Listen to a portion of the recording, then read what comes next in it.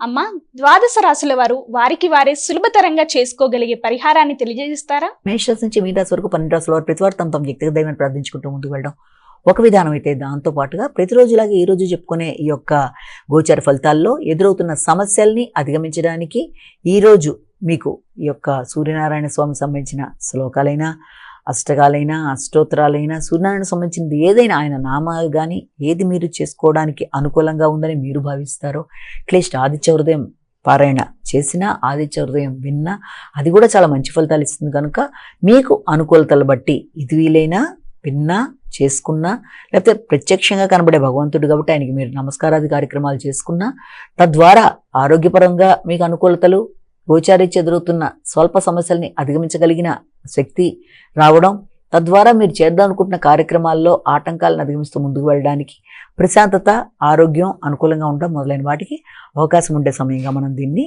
భావించవచ్చు. కనుక వీలైనంత వరకు మీ ఇష్టదైవత ప్రార్థన లేనట్లు దాంతోపాటుగా అవకాశం ఉన్నట్లు ఇది కూడా చేసుకుంటూ ముందుకు వెళ్తే ప్రతిరోజులాగా ఎదురవుతున్న ఏదన్నా చిన్నపాటి సమస్యలు ఉన్నా గోచార ఫలితాల్లో ఏ రోజు వారు చెప్పుకున్నప్పుడు దాన్ని అధిగమించడం అనేది చాలా వరకు అనుకూలంగా ఉంటుందని మనం ఇక్కడ భావన చేయొచ్చు. నమస్కారం.